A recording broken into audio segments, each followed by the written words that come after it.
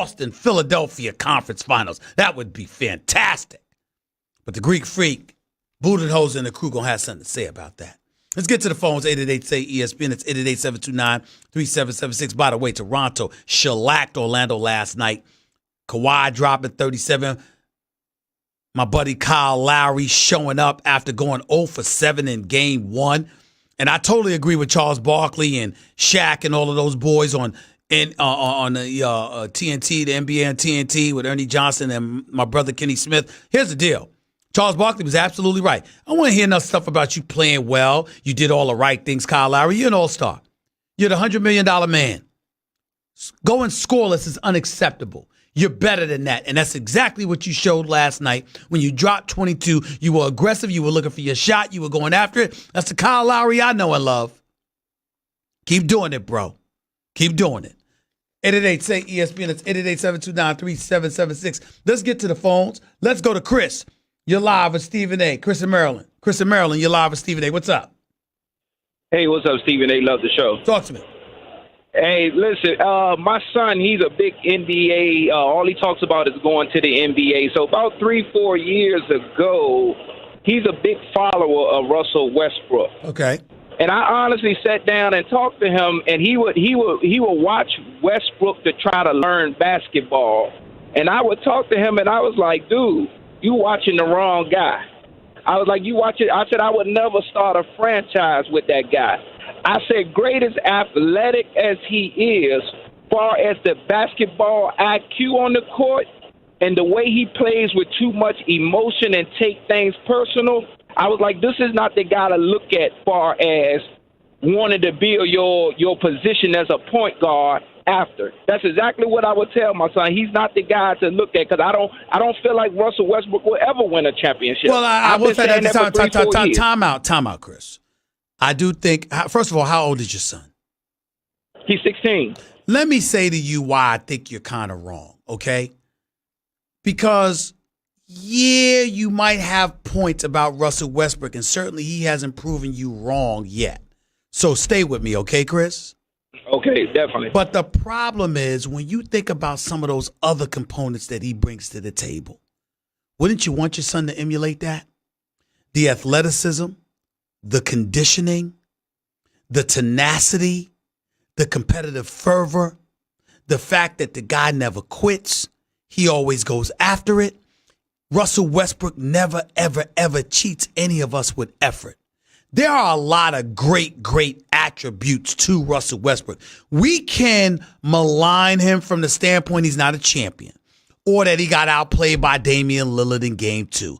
Or, you know what, he can try to avoid being so cantankerous all the time, considering how blessed he is and how much, believe it or not, a genuine good guy he is. Because Russell Westbrook, I'm here to tell you something right now.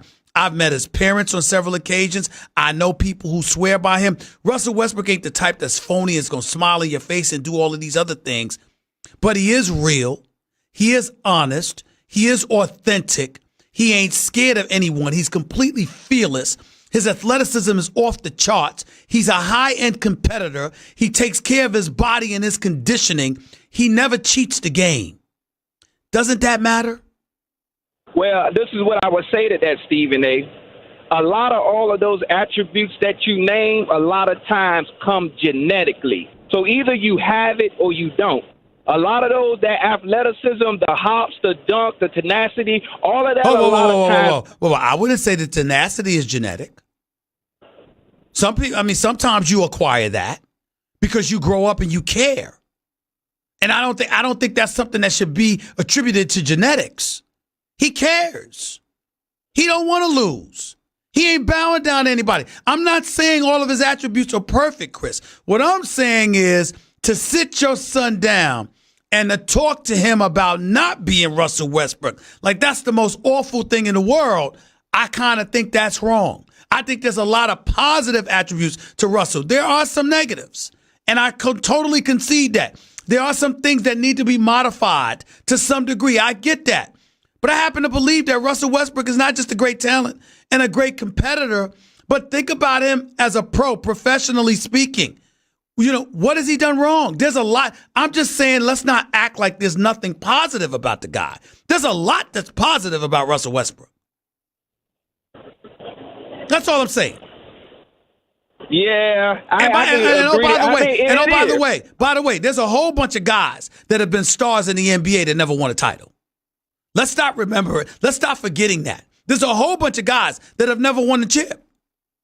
Whole bunch of them. Yeah, no question. Appreciate the call, man. Thank you so much. Let's go to Chris in Harlem. You're live with Stephen A. What's up? Chris Paul, Harlem. Harlem, stand up. Stephen A., I got 3 points, but I want to tell you one thing before I say anything. Just hurry up. Go ahead. I listen to ESPN 8 hours a day, Monday through Friday. I've been trying to get through for a year. And of all people, I get Stephen A. My first point, you've had some of the greatest minds on your show critiquing the Knicks.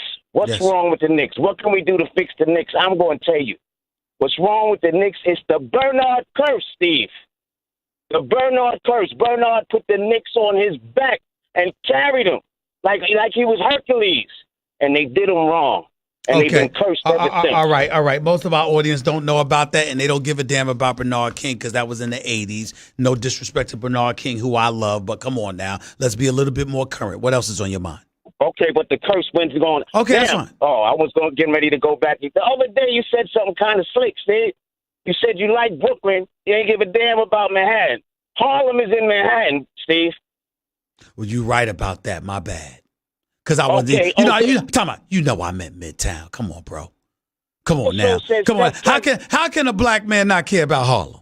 That's impossible. Exactly. That's point. Impossible. But I heard you say that. But I wasn't thinking. But come on now. No. Now you're being slick because you're right technically.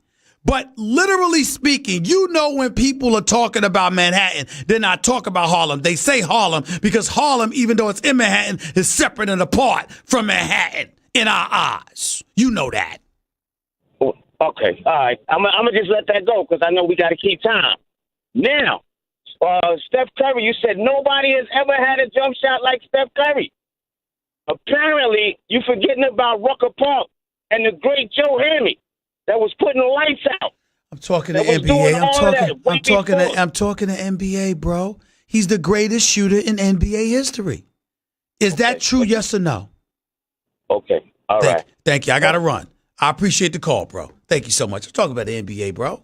I ain't bringing Rucker Park, West 4th Street, 135th. I ain't bring that up. Come on now. 888-SAY-ESPN. That's 888-729-3776. More to Stephen A. Smith Show on ESPN Radio in a minute. Your radio, your computer, your phone.